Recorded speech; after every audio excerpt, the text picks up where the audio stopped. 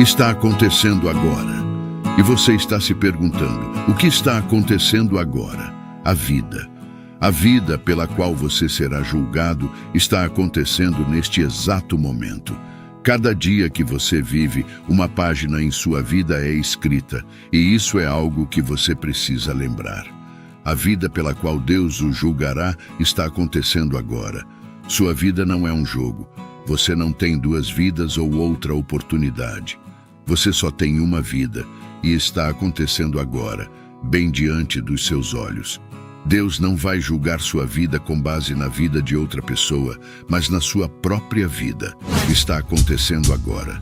Hoje, quero falar sobre um dia em que toda a humanidade incrédula será levada perante o juiz da humanidade. Os velhos e os jovens estarão lá, os ricos e os pobres. Não importa quem você é, onde nasceu e quando nasceu.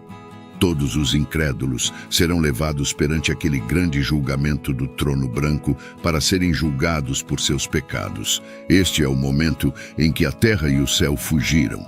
À primeira vista, a imagem sugere uma dissolução ou desaparecimento do universo conhecido. Os céus e a terra, como a totalidade da criação, são vistos fugindo da presença de Deus, que está assentado no grande trono branco. Isso não é apenas uma transformação física, mas uma reorganização profunda da própria realidade. 2 Pedro 3, verso 12. Esperando e apressando-vos para a vinda do dia de Deus, em que os céus, estando em chamas, se dissolverão, e os elementos se derreterão com calor fervente. Apocalipse 20, verso 11 diz: E vi um grande trono branco, e aquele que estava assentado nele, de cuja presença fugiram a terra e o céu, e não se achou lugar para eles.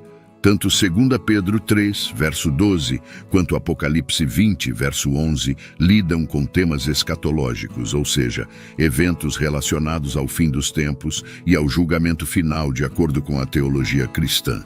Mas eles descrevem esses eventos em contextos e imagens diferentes. 2 Pedro 3, verso 12, refere-se ao dia de Deus e descreve como os crentes devem viver em antecipação a esse dia. Menciona que os céus serão incendiados e dissolvidos, e os corpos celestes se derreterão ao queimar. Ambos os trechos falam, em última análise, na crença de que a ordem atual das coisas, o cosmos como o conhecemos, passará por uma transformação profunda no final dos tempos. Ambos descrevem uma forma de destruição ou desaparecimento dos céus e da terra atuais, dando lugar a uma nova ordem recriada que está livre do pecado e da morte.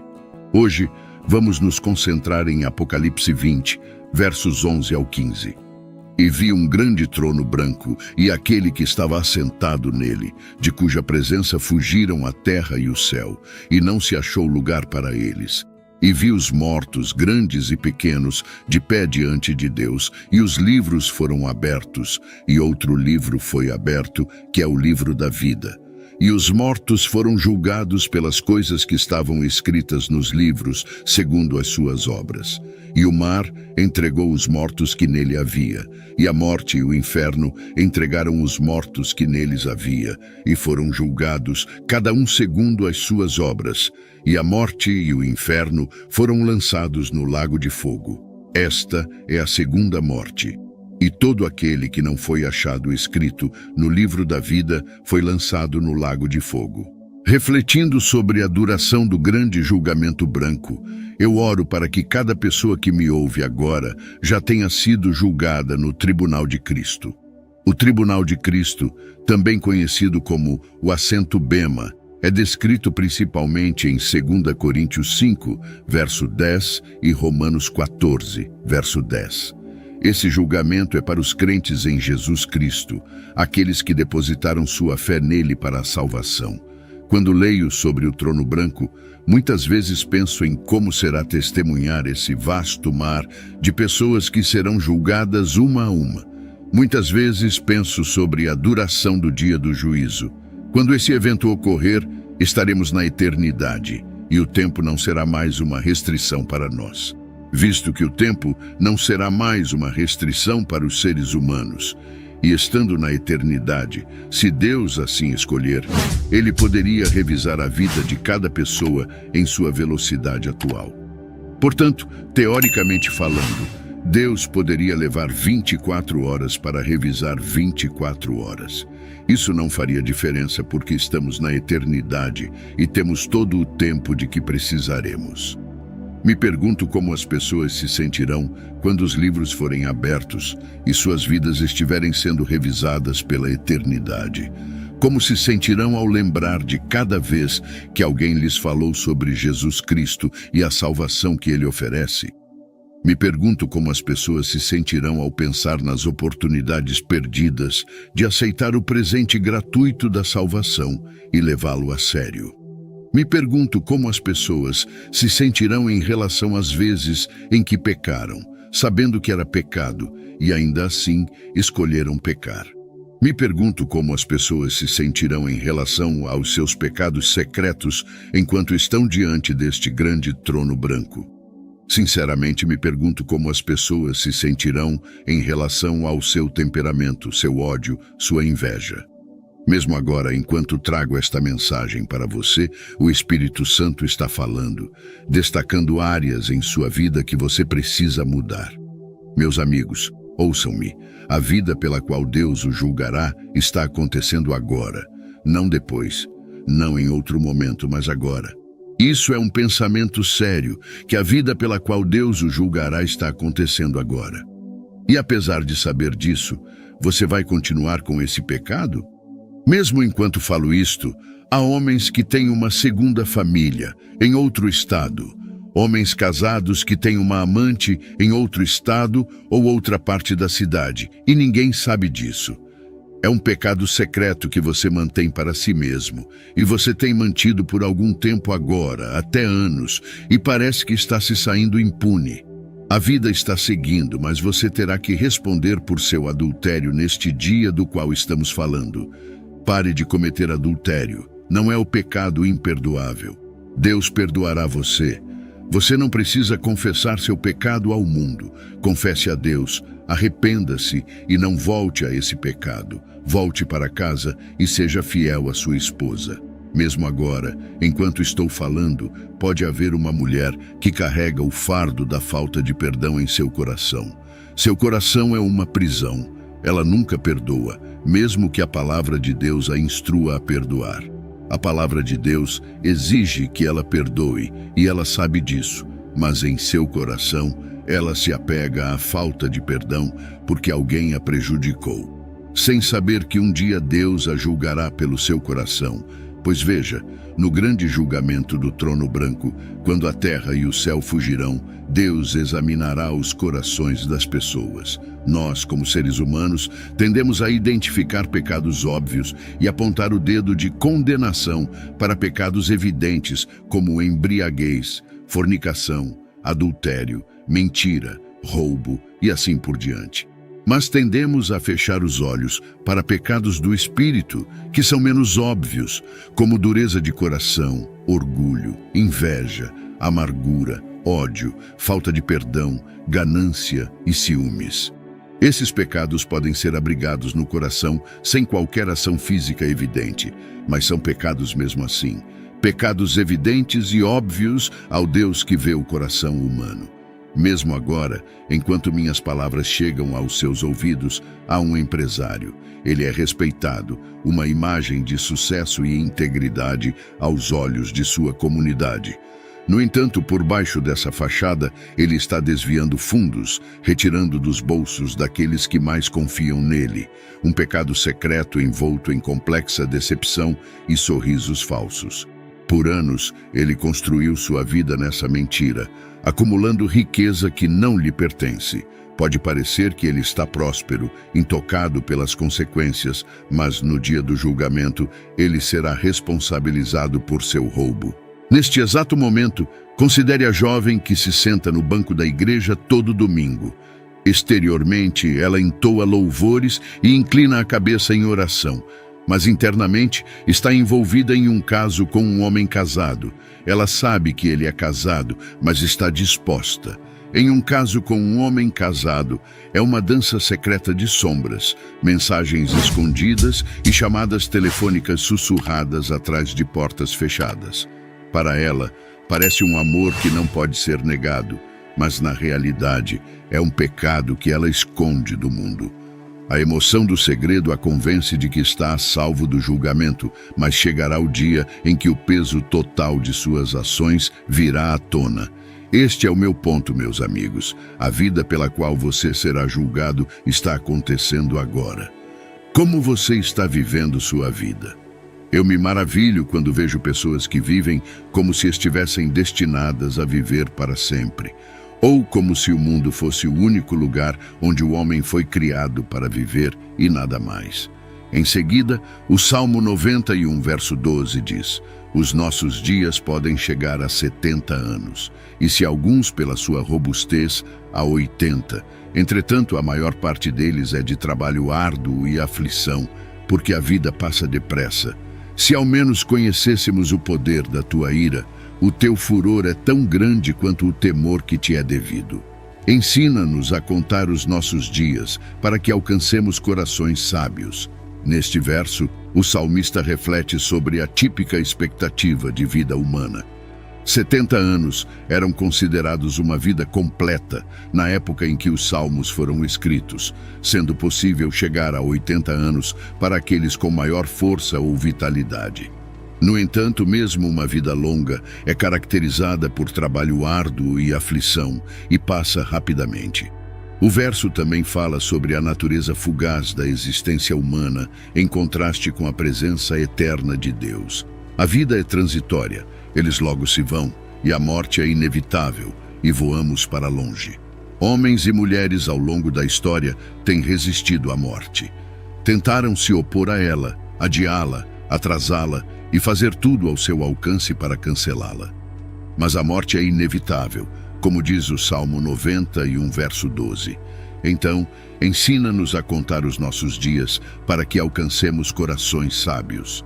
Este verso segue os temas anteriores do Salmo que contrastam a natureza eterna de Deus com a existência fugaz da vida humana.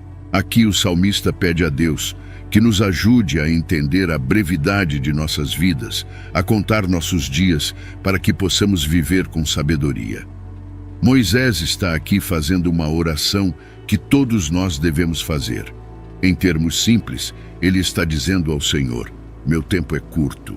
Cada dia é um a menos, e nunca saberei quando hoje é o meu último dia. Ensina-me a contar meus dias, ensina-me a viver cada um como se fosse o meu último dia, porque se eu viver assim, viverei com sabedoria. Em termos simples, a percepção da fragilidade da vida está intrinsecamente ligada à sabedoria. No entanto, nem todos os que estão sendo julgados no grande julgamento branco viveram dessa maneira. E se olharmos para a geração e o mundo em que vivemos, as pessoas não veem a fragilidade da vida. Elas não têm a percepção de que um dia serão julgadas. Este é um aviso para todos nós, e esta é uma oração que devemos dirigir a Deus. Ensina-me, Senhor, a contar os meus dias para que eu alcance um coração sábio. O ato de contar nossos dias implica estar ciente da natureza finita do nosso tempo na Terra. É um apelo por uma perspectiva que reconhece o tempo limitado atribuído a cada pessoa e, assim, prioriza viver de maneira significativa e discernente. Essa sabedoria não é apenas conhecimento intelectual, mas também uma profunda compreensão que guia uma vida ética, molda o caráter e alinha a vida com a vontade de Deus. A pessoa que conta seus dias lembra que a vida não é permanente, portanto, vive como se a vida também não fosse permanente. Muitas pessoas vivem como se a vida fosse permanente quando não é. A pessoa que conta seus dias lembra que há um Deus que está me observando, que um dia me julgará, portanto, ele ou ela vive uma vida que reflete o fato de que um Deus santo os está observando e um Deus santo os julgará. Muitos vivem como se não fossem ser julgados e que não há um Deus santo os observando. Um homem ou uma mulher que conta seus dias não vive como se tivesse todo o tempo do mundo, porque não tem todo o tempo do mundo. Você e eu vivemos em um mundo onde as pessoas vivem como se tivessem todo o tempo do mundo, como se nunca tivessem que prestar contas a um Deus santo que odeia o pecado. Ao pedir por esse tipo de sabedoria, o salmista está implicando que entender a brevidade da vida pode levar a um senso de urgência e propósito, incentivando as pessoas a aproveitar ao máximo seu tempo, concentrando-se no que é verdadeiramente importante. Não a busca de prazeres temporários ou ganhos materiais, mas a busca de uma vida justa e significativa em relação a Deus. O verso serve como um lembrete comovente de que a vida deve ser vivida com intenção e uma compreensão clara das limitações mortais. É um apelo à vida consciente, ao crescimento pessoal e à maturidade espiritual, destacando a necessidade de orientação divina para alcançar esses objetivos. Só há uma coisa que o impedirá de ser julgado no grande julgamento do trono branco. Apenas o Cordeiro de Deus, que morreu a morte de todas as mortes na cruz, pode salvá-lo do grande julgamento do trono branco. Apenas o Cordeiro de Deus pode salvá-lo da segunda morte. Apenas o Cordeiro de Deus pode salvá-lo de passar a eternidade no lago de fogo. Ele é Jesus Cristo, o Redentor e o Messias, o Rei dos Reis, o Filho eterno de Deus, o Criador do universo, o Cordeiro de Deus que tira o pecado do mundo. E agora, neste mesmo dia, ele pode tirar seus pecados e você passará a eternidade com ele. Você se alegrará com ele por eras intermináveis. Por eras intermináveis, você pode estar com ele. O Salmo 91, verso 12 diz: Ensina-nos a contar nossos dias para que possamos adquirir um coração sábio. Você não tem a garantia do amanhã.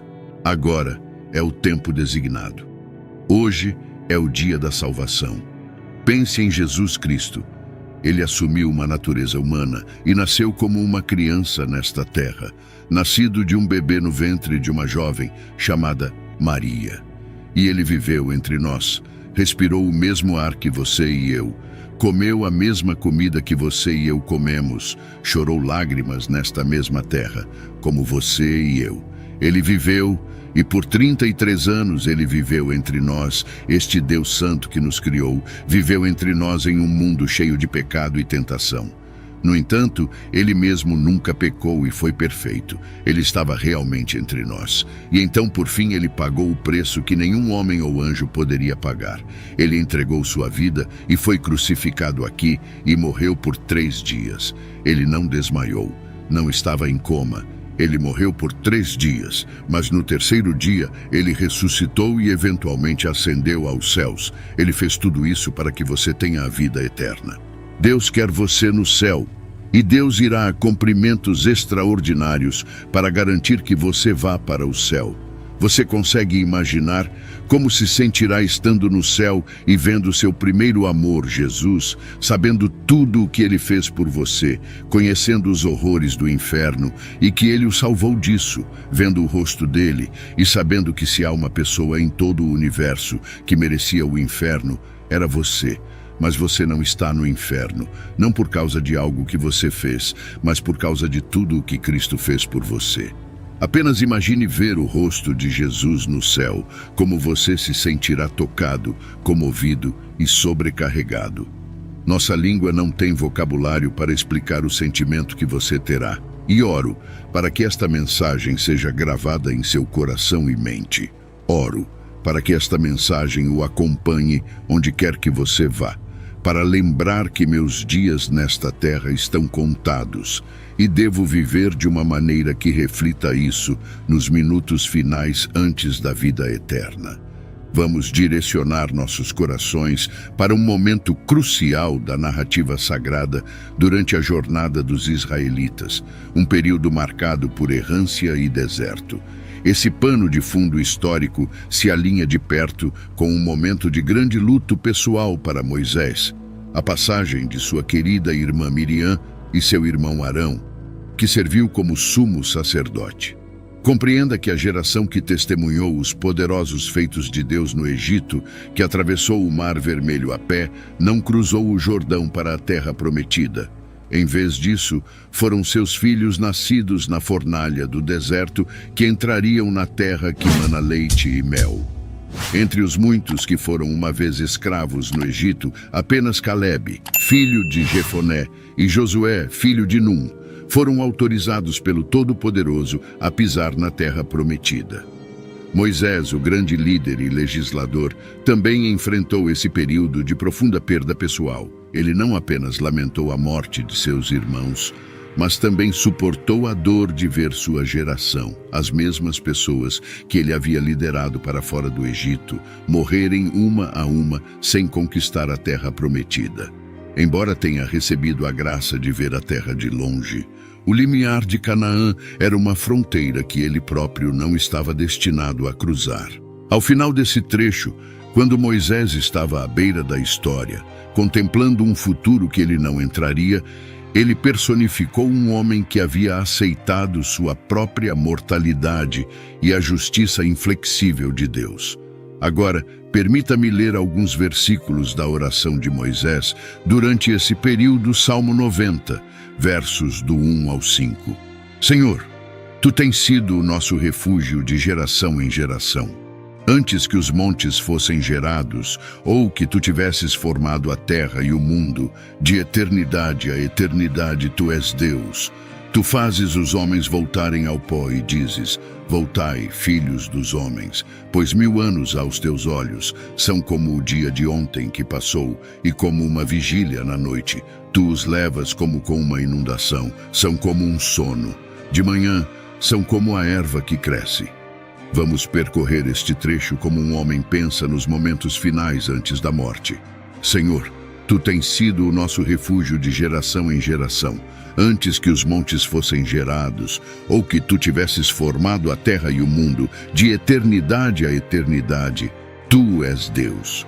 Esse homem, esse profeta, esse grande líder Moisés, ao ver seus amigos, colegas e parentes morrerem, encontra tremendo conforto ao saber que quem quer que venha e quem quer que vá, seu Deus está sempre lá, como seu lar.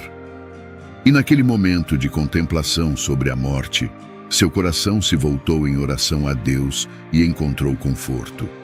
Isso é algo que devemos fazer todos os dias, lembrar da eternidade de Deus, mas da natureza temporária da vida humana.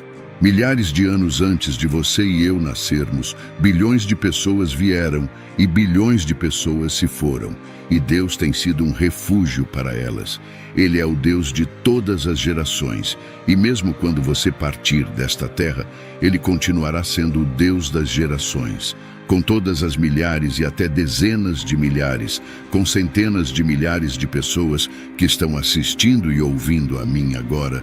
Em breve, apenas um de nós restará nesta terra, e ele ou ela passará para a eternidade. Mas quem quer que venha e vá de eternidade a eternidade, Tu és Deus, e esse Deus é o lar de seu povo. Este salmo é uma meditação sobre a natureza eterna de Deus em contraste com a fragilidade da vida humana. O Salmo 90, verso 3 diz: Tu fazes voltar o homem ao pó e dizes: voltai, filhos dos homens. A tradução amplificada deste versículo declara: Tu fazes o homem retornar ao pó e dizes: retornai à terra, ó filhos dos homens. Este versículo é um lembrete da mortalidade humana e da natureza transitória da vida humana em comparação com a natureza eterna de Deus. A frase retornar ao pó ecoa o julgamento sobre Adão, em Gênesis 3, verso 19 após a queda. Porque tu és pó e ao pó tornarás. Isso fala ao destino comum de todos os seres humanos. Viemos do pó e ao pó retornaremos. Dessa forma, o salmista reconhece o poder de Deus sobre a vida e a morte e a realidade de que a vida humana é fugaz. Somos pó e ao pó retornaremos. Este único verso nos diz que sua vida e minha vida estão nas mãos de Deus. Por seu decreto e por seu chamado, nossos corpos serão instruídos a voltar ao pó. Para cada pessoa que já viveu e morreu, é o decreto de Deus que os removeu deste mundo. Por isso, é importante lembrar que sua vida não está em suas próprias mãos. A parábola do rico insensato é uma história contada por Jesus no Evangelho de Lucas, especificamente encontrada em Lucas 12, versos do 16 ao 21. Aqui está um resumo da parábola. A terra de um homem rico produziu uma colheita abundante, a ponto de ele não ter espaço suficiente para armazenar seus grãos. Ele decidiu derrubar seus celeiros e construir maiores para armazenar todo o seu trigo e bens. Ele então se disse que tinha bens em abundância para muitos anos e que poderia relaxar, comer, beber e se alegrar. No entanto, Deus lhe disse: insensato, esta noite a sua vida será exigida de você. Então quem ficará com o que você preparou para si mesmo? A parábola conclui com a moral de que assim será para quem acumula coisas para si mesmo, mas não é rico para com Deus. O fim repentino da vida do homem rico serve como um lembrete vívido de que, apesar dos planos e controle percebido sobre a vida, a duração da vida não está, em última instância, em suas mãos. Está nas mãos de Deus. Você pode estar nesta terra 1 minuto e no próximo estar na eternidade. O homem da parábola concentrou-se exclusivamente em sua riqueza e conforto, sem considerar seu bem-estar espiritual ou as necessidades dos outros. Sua vida foi exigida dele inesperadamente, destacando a incerteza da vida e a loucura de colocar sua segurança na riqueza material. A verdade é que pessoas jovens morrem, e pessoas idosas também morrem. Pessoas saudáveis morrem e pessoas doentes também morrem. Deus é quem dá vida e Deus também é quem a tira. Somos frágeis, seres frágeis, meus amigos. Nós, seres humanos, vivemos com a ilusão de que somos fortes e duráveis, mas não somos. Somos seres frágeis e quanto mais velhos ficamos, mais percebemos nossa fragilidade. Um dia, para alguns mais cedo do que para outros, Deus nos chamará para casa e a morte nos levará um por um, certa e seguramente. Nunca perca de vista a fragilidade dos seres humanos ou sua própria fragilidade. Esse tema de transitoriedade é comum na literatura de sabedoria e serve para lembrar os leitores da importância de viver a vida à luz do eterno e dos limites do controle humano sobre nosso destino. O verso também pode ser entendido como um apelo à humildade e reverência diante de Deus, reconhecendo nossas próprias limitações e a soberania de Deus. Salmo 90, verso 4. Pois 1000 anos, aos teus olhos, são como o dia de ontem que passou e como a vigília da noite. Moisés está refletindo sobre a natureza do tempo em relação a Deus. Essa meditação faz parte de uma oração que lida com a rápida passagem do tempo na experiência humana em comparação com a presença eterna de Deus. Assim como o Salmo 90, verso 3, enfatiza a mortalidade humana, o Salmo 90, verso 4, continua o tema de contrastar o Deus eterno com os seres humanos mortais. Moisés está dizendo que mesmo 1000 anos, que está muito além da vida útil de um humano e representa uma duração extensa na história humana, é como um único dia para Deus. Esse dia já se foi, sugerindo que, na perspectiva de Deus, o tempo não é uma progressão linear como os humanos o experimentam. Seus caminhos estão muito acima dos nossos e seus pensamentos estão muito acima dos nossos.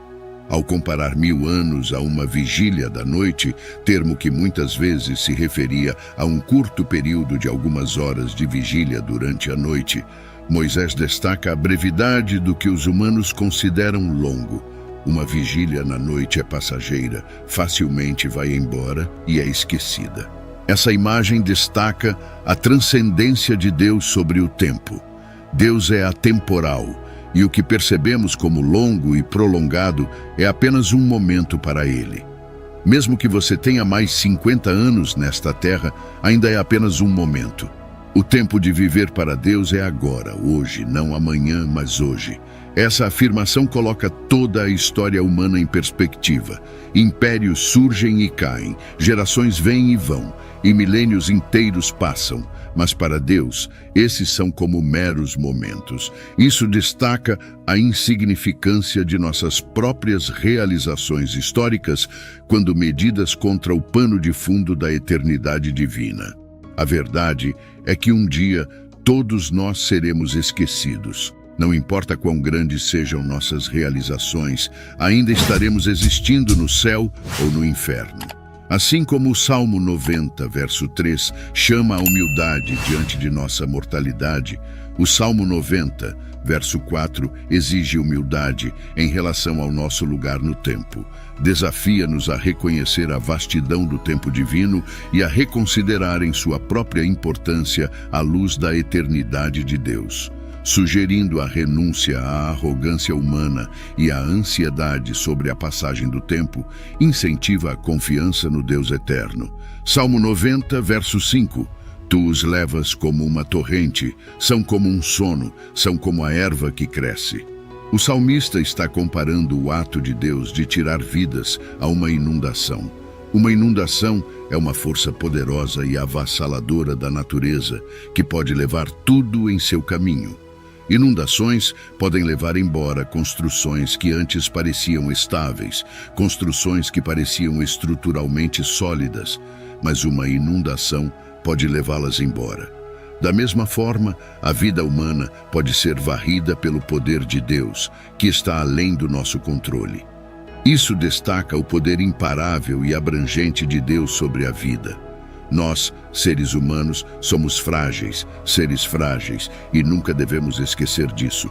No entanto, ao passarmos desta vida para a próxima, iremos para casa estar com o Senhor. O Senhor tem sido um lugar de morada em todas as gerações. Para um crente nascido de novo, Deus é sua casa, Deus é seu Pai, Deus é seu lugar de segurança. Eu sou dele e ele é meu. 2 Timóteo 2, verso 19, no entanto, o fundamento de Deus permanece firme, tendo este selo. O Senhor conhece os que são seus, e todo aquele que professa o nome de Cristo aparte-se da iniquidade. Eu poderia pregar 10.000 anos sobre 2 Timóteo 2, verso 19. O Senhor conhece os que são seus. Agora, em todo o mundo, em grandes cidades e em locais remotos, o Senhor conhece os que são seus. Em estações de metrô e no topo de montanhas, o Senhor conhece os que são seus. Em todo o mundo, há aqueles que o Senhor conhece como seus. E se eles respirassem seu último suspiro no próximo momento, estariam na eternidade com Deus Pai. Ele conhece aqueles que pertencem a Ele. Ele disse em João 10, verso 27, As minhas ovelhas ouvem a minha voz e eu as conheço, e elas me seguem. Você conhece sua voz, conhece seu espírito. Você conhece sua bondade, sua misericórdia, seu amor. Você sabe o que é falar com Ele, ter comunhão com Ele. Você sabe o que é ter seus pecados perdoados. Você sabe o que é estar a caminho dos portões do inferno em 1 minuto e a caminho dos portões do céu no minuto seguinte. Você sabe o que é passar da morte para a vida. Você sabe o que é viver com medo da morte e, em seguida, nascer de novo e não temer mais a morte. Há tantas coisas que não sabemos. Não sabemos o que acontecerá amanhã. Não sabemos o que acontecerá daqui a 10 minutos. Não sabemos como o futuro se desdobrará. Não sabemos a data ou hora em que passaremos para a eternidade. Mas uma coisa que você pode saber com certeza é a voz do Senhor. João 10, verso 27. As minhas ovelhas ouvem a minha voz, e eu as conheço, e elas me seguem. E a voz do Senhor está dizendo a você hoje: você não precisa temer a morte, você não precisa temer o amanhã, você não precisa temer o que o futuro reserva, pois eu sou o seu lar, eu sou a sua morada, e tenho sido a morada em todas as gerações. Esta é a palavra de Deus para você hoje. Eu sou o seu lar. O céu é o seu lar. Quando Moisés declara no Salmo 90, verso 1, Senhor, Tu tens sido o nosso refúgio, de geração em geração. Ele está destacando algo muito claro. Deus é o lar dos crentes. E é por isso que nós, como cristãos, devemos aguardar ansiosamente o lar. O que você experimentará no céu é a sensação de estar em casa, porque o céu é onde o seu Pai Celestial habita. E você finalmente estará em casa, onde o seu Pai Celestial habita. Durante a sua primeira hora no céu, você finalmente se sentirá em casa em completa paz e segurança. Pense no que significa se sentir em casa. Significa estar em um lugar onde você se sente confortável, onde está cercado por pessoas que te amam e cuidam de você, onde você pode ser você mesmo e se sentir aceito pelo que é. Isso é exatamente o que o céu é, e é exatamente o que você experimentará durante a sua primeira hora no céu. Você será recebido de braços abertos, estará cercado pelo amor de Deus e de seus colegas crentes e verá que toda a atmosfera do céu será o Espírito Santo. A fragilidade da vida humana contrasta com a eternidade do nosso Deus, que tem sido o refúgio de geração em geração. Diante da iminência da morte e do inevitável julgamento, que possamos acolher a voz do Senhor, que nos oferece a segurança de um lar celestial. Nosso tempo na terra é fugaz, mas a promessa de um lar eterno nos céus permanece inabalável. Assim como Moisés refletiu sobre a transitoriedade da vida e a eternidade de Deus, somos desafiados a viver com humildade e confiança na providência divina. O convite do Senhor é claro. Não tema, pois Ele é nosso refúgio, nosso lar, nosso Deus de geração em geração. Que ao considerarmos estas palavras, possamos encontrar consolo na certeza de um lar celestial, onde seremos acolhidos com amor eterno e experimentaremos a paz que transcende todo o entendimento. Que possamos viver cada dia com a sabedoria de quem entende a brevidade da vida terrena e a grandiosidade da eternidade que aguarda aqueles que são chamados filhos de Deus. Que a mensagem persista em nossos corações, guiando-nos a viver com propósito, com a consciência de que nossa morada está no Senhor de geração em geração. Que a voz do Senhor ecoe em nossas vidas, nos conduzindo ao verdadeiro lar celestial, onde encontraremos descanso eterno. Que este texto seja gravado em nossas mentes, nos lembrando diariamente de que, enquanto nossos dias na terra são contados, a promessa de um lar eterno nos céus é eterna. E se hoje você experimentou a presença divina ao assistir este vídeo, e sente o desejo de ter um encontro transformador com Cristo, dando início a uma nova fase da sua vida, ou se quer renovar seu compromisso por ter se distanciado dos caminhos por algum motivo, ou até mesmo nunca aceitou Jesus Cristo como Senhor em sua jornada, convido amorosamente você a aceitar Cristo. Deixe seu comentário abaixo expressando: eu te aceito, Senhor Jesus, como meu único e suficiente Senhor e Salvador da minha vida. Até a próxima.